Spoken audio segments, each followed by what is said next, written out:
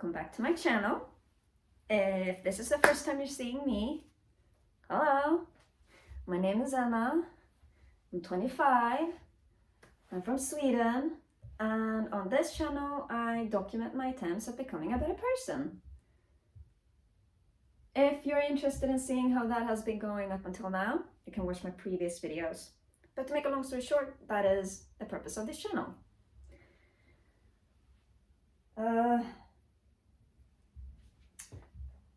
I've been trying to do this video for some time, but due to technical difficulties, it has stopped recording in the middle, which annoys me a great deal. So I think this is the fourth time that I've re-recorded this, or had to start over, I should say.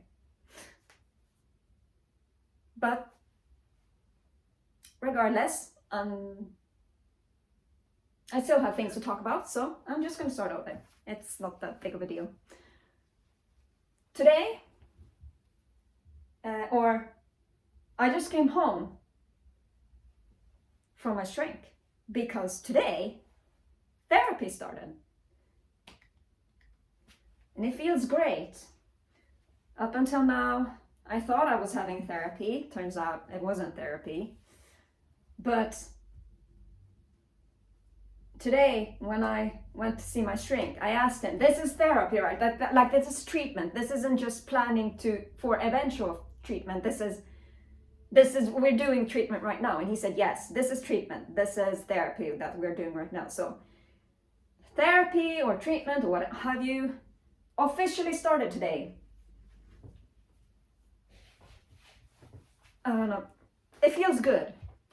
Let me celebrate a little bit. I've been sitting and waiting for this day to come for so fucking long. And so now that it is actually happening, it feels wonderful.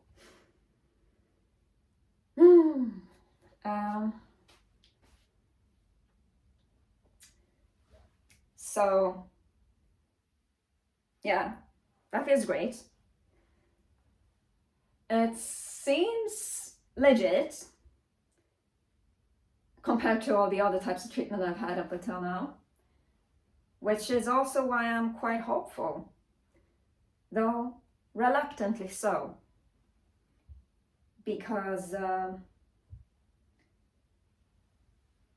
I can think of at least 2 instances where I've been getting treatment that was completely useless and didn't feel like treatment at all. One of those times was right before I turned 20, like 18, 19, and 20, somewhere around that age. And what I did was I went to the shrink, met him, said hello, how are you? And he said hello, I'm good, how are you?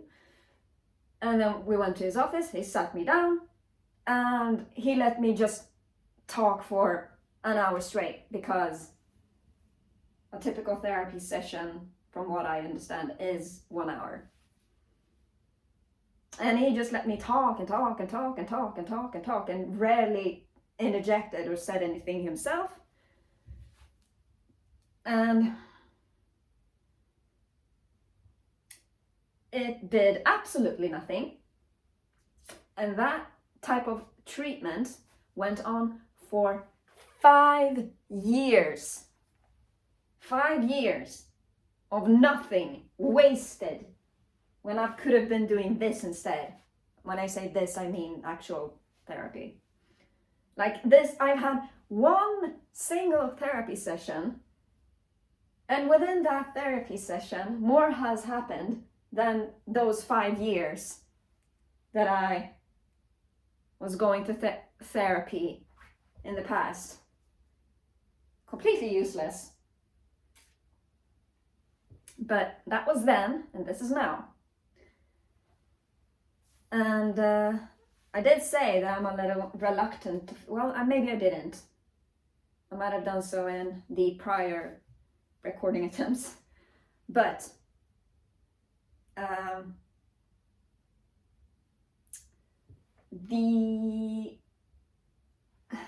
I am hopeful because it does seem legit, as I said. But I am reluctantly hopeful because I'm afraid that this is going to be yet another type of treatment that doesn't work. And the more hope I have, and the more I get my hopes up, the more disappointed I'm going to get if it fails. And I've dealt with so much disappointment at this point that I don't want to deal with more. But because it seems so legit, I am not afraid of taking the risk of being hopeful that this treatment is going to work. Because, and I've said this before, life is significantly more fun when you take risks, because the positive results from those risks greatly outweigh the consequences. And that is absolutely true. And so this treatment looks like it's gonna work out just fine. That's why I'm doing a little boogie like this and feeling great about it.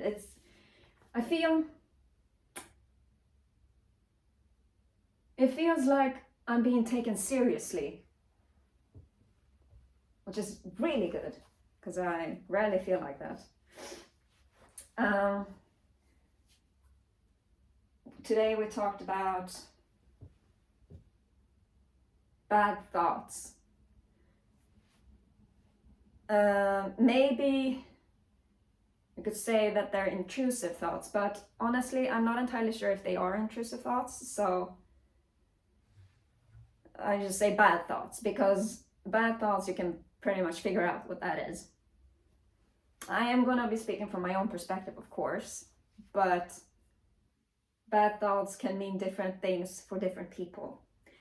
And if you have bad thoughts that you wish to deal with, I guess, and if you don't have access to the type of therapy that I do, then feel free to watch these videos, because my shrink is good. He knows what the fuck he's doing. So there's that.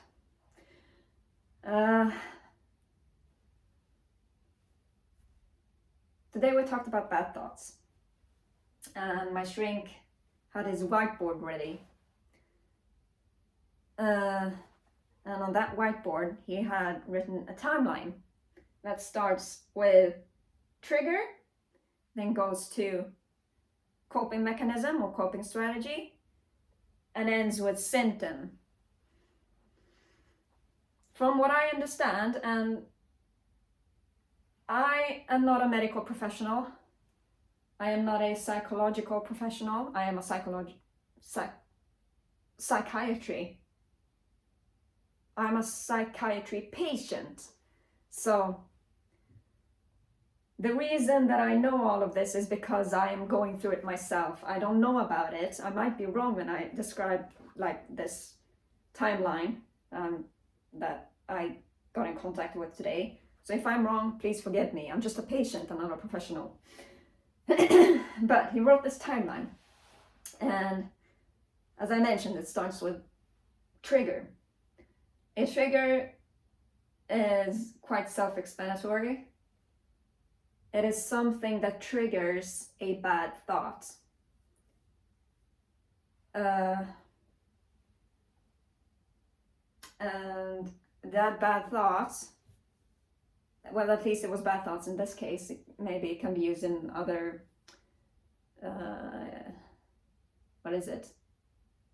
emotional therapy thingies, whatever. But what triggers a bad thought, which eventually leads to you feeling the need to come up with different coping strategies or coping mechanisms to deal with that bad thought, which in turn becomes a symptom of whatever mental illness that you have. Don't quote me on this, I might be wrong. This is just the way I understood that of what my shrink meant. And I hope I get it right, but there is actually a chance that I don't. So that's why I say don't quote me on this. My trigger is the fact that I'm alone. Now, When I say that I'm alone, I don't just mean that I don't have anybody to hang out with. I mean that too. I do not really have anyone to hang out with. It's really boring and it's horrendous.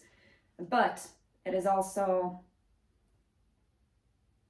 like me not having anybody to hang out with is more of a physical manifestation of loneliness, whereas my emotional manifestation of it is that I'm on this journey alone. I'm dealing with this huge problem alone. I'm fighting this battle alone. I'm suffering alone. I'm healing alone. Everything I do alone. By that I mean that there is nobody that can help me out. There is no one I can lean on for comfort. There is no one that can hype me up and motivate me to continue. There is nobody that will like push me forward and do that kind of stuff. That I said it in my last video. Well, not like, excuse me. I did not say it in my last video. I said it in a very old video. That I am fighting this battle on my own or alone. I don't know which one it was. And it's absolutely true. Everything I do alone. I suffer alone. I live alone. I breathe alone. I exist alone. I do everything alone. And that is a trigger for me, which in turn leads to me developing different coping mechanisms. My shrink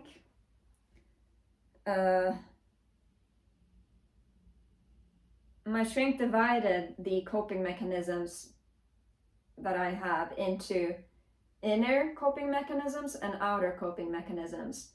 Inner coping mechanisms is the way you think and your thought process, and outer coping mechanisms is behavior and like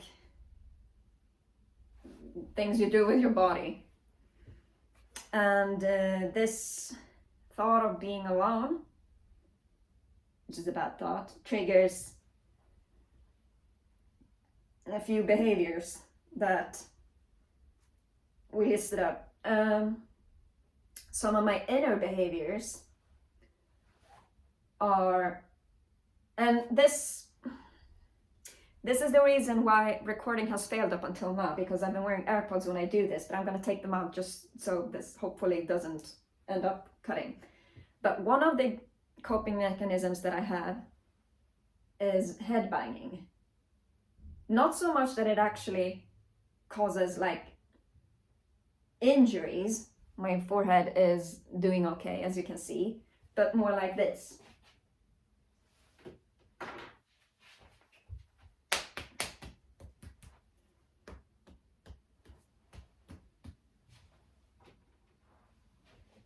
That kind of thing.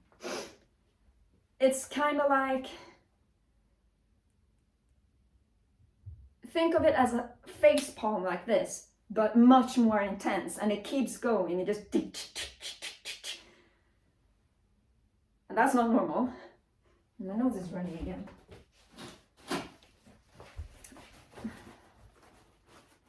If I ever come out with any kind of merch, it's gonna be tissues. Most likely most likely they're not going to be used solely for blowing your nose, but ignorance is bliss. Yeah, so I do that kind of head banging, which is what I call it. Well, no, that is an outer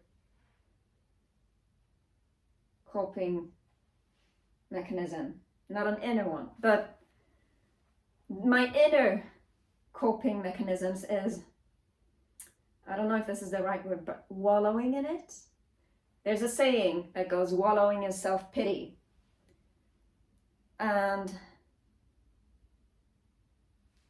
I was gonna say that that's exactly what I do, except for self-pity, but maybe I am wallowing in self-pity. That's not good. That's really bad. Gonna have to work on that. But I wallow in my feelings because there's nothing else I can do. There are so many feelings that I don't know how to deal with that I can only just roll around and wallow in them. That is one of my inner coping mechanisms. The other one is thinking, why isn't it going away? Why does it keep coming back? Why doesn't it stop? Why doesn't it end? Why is there no solution? Why is there no fix for this? Why does it keep going? Why doesn't it end? That is another of my inner coping mechanisms that we talked about today. As for my outer coping mechanisms that we talked about today, one of them was that head banging that I just showed, and another one is getting into the fetal position, which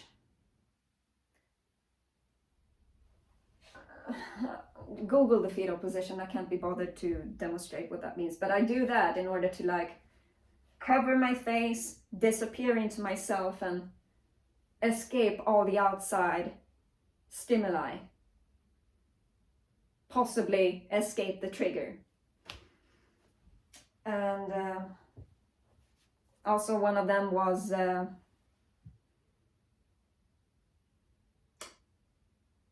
this is one that isn't so. This is one that isn't very, that I'm not really using currently in the way that I used to, at least. But one of my outer coping mechanisms is hurting myself on purpose. This one I don't do as much anymore, but I have done it in the past, hence the scars that I have on my arms. And that's not a good coping strategy. You shouldn't have to do that. So to say the least, that is bad. Well, yeah, it's bad. And so those were my coping strategies. Some of my inner coping strategies and some of my outer coping strategies. Those are the ones that we talked about today, which in turn leads to a symptom. For me, the symptoms were anxiety and nightmares. And then, like halfway in my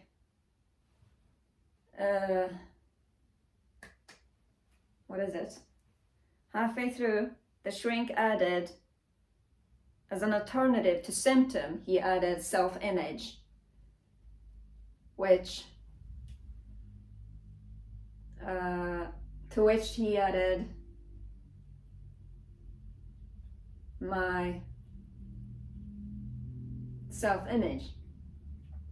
Well, obviously, but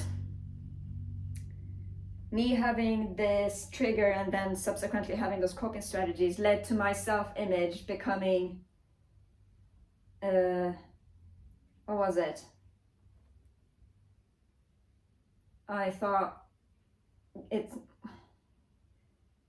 the self-image that I get from these coping strategies is that I'm good for nothing, all the naysayers were right, nothing is gonna improve because it's me. What else was it? No, well, it was hopelessness. That was the last one, but that didn't end up on self-image, that ended up on symptom. So, anxiety, nightmares, and hopelessness are the symptoms, and good for nothing, and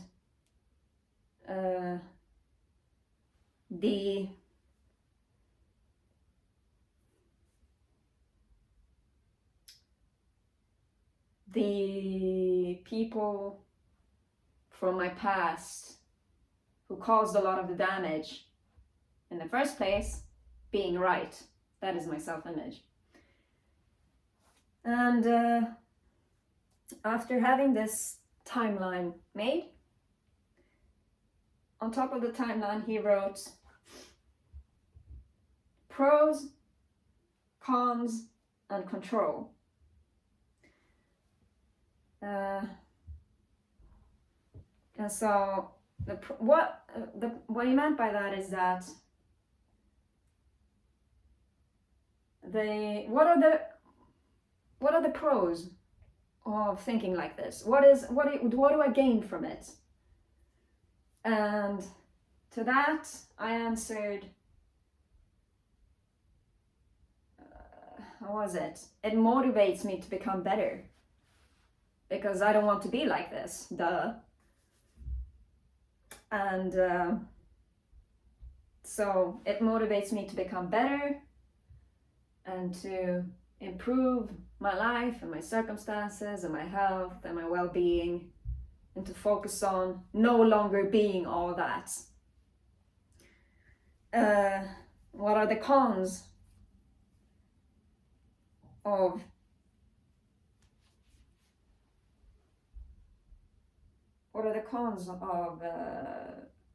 doing this timeline that frequently happens? I honestly don't remember what I said and what I wrote down.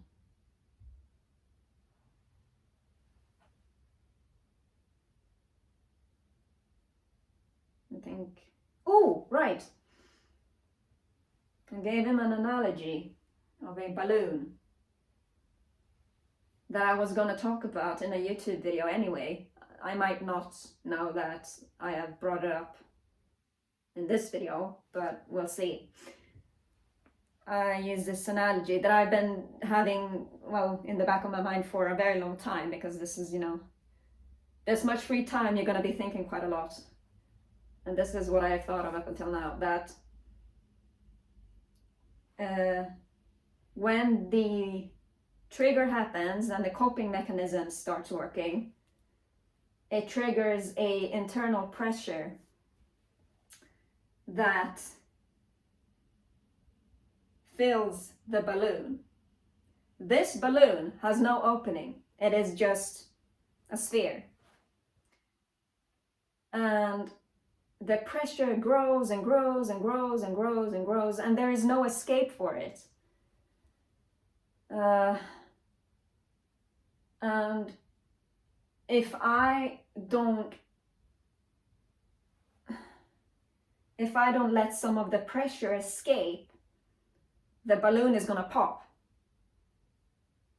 And then there won't be any balloon left because it's popped. And so this trigger causes the pressure to build and build and build and build and build.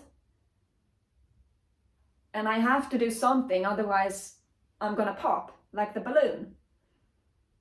And so my coping strategies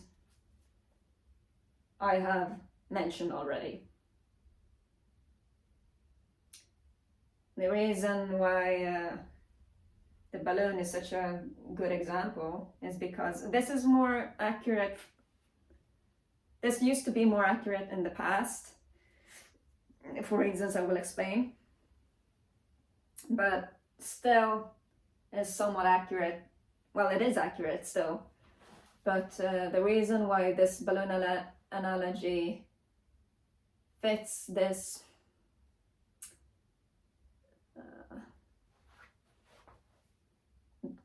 fits my situation so well is because in order to release the pressure from this balloon, you have to cut it open. That's why it was more fitting back in the day. It is still fitting, but especially back in the day. And so under cons, the pros was that it motivates me to become better, and the cons was that it builds pressure and the pressure I have to handle, otherwise I'm going to lose control or the balloon is going to pop. I have never let the balloon pop, but I'm too scared to let it do so. Because if the balloon pops, it's no longer a balloon. And there will be no balloon to reinflate. So that makes me very scared of letting it pop, and that triggers my desperation to do something about this pressure that builds. And on the control, he wrote that this entire cycle or timeline or whatever is not something that I do voluntarily. I can't control it, hence why it is under control. I can't handle it, I can't control it, I can't do anything about it, and it makes me suffer a great deal. I have no control over my suffering, and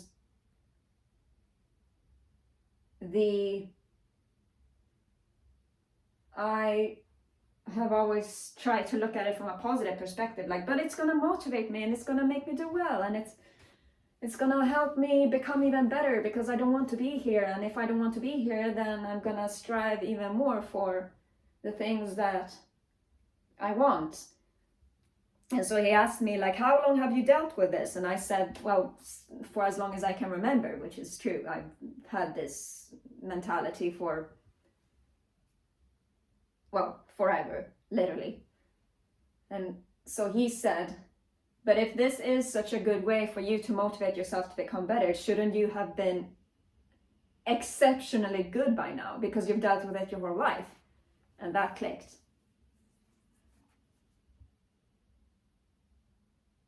That clicked a great deal.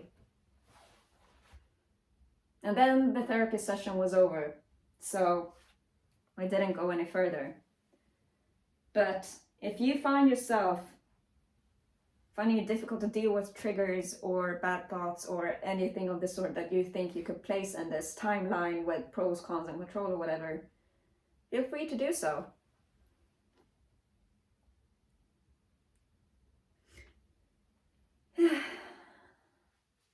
Yeah. So there is that. And what was it? I think it was my last video that was called I Love Small Talk or something, where I mentioned the IQ tests that I did when getting evaluated or assessed for autism. I did that at the same psychiatry clinic, by the way. I didn't explain very well how that IQ test, or what that IQ test was, so some people were doubting it. Oh, by the way, this is homework from my shrink. Don't do anything about negative thoughts. Let them be, and so on and so forth. It's a little more complicated than that, but it's therapy, so I prefer to keep it a little private, at least for now. The IQ test that they did on me when, what was it? The IQ test that they did on me during my autism test was called WAIS-IV, or 5, which stands for the Wechsler Adult Intelligence Scale 5.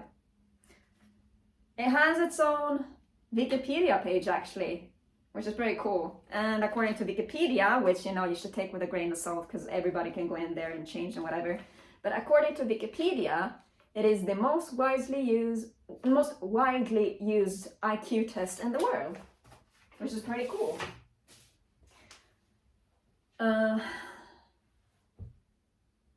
I can't find my results At least not the like IQ points that I got from it in my journal.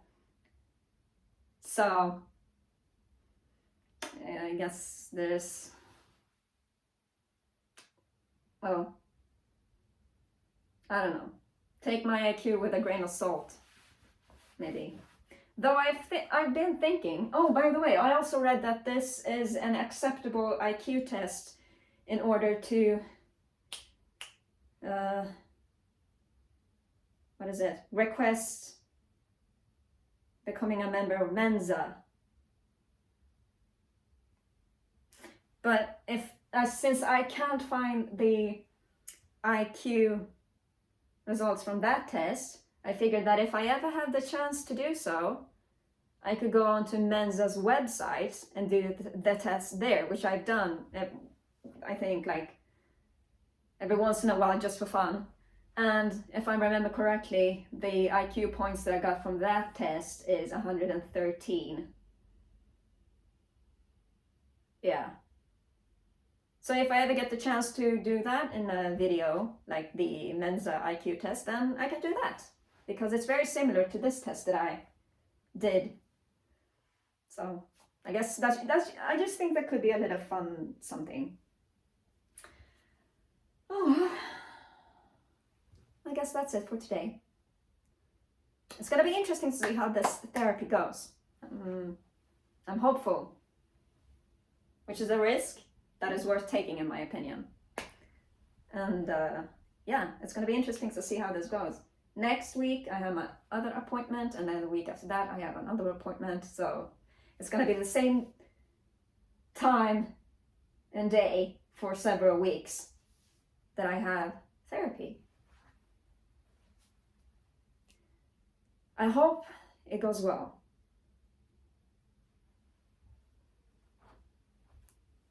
Yeah, I hope it goes well. Thanks for watching.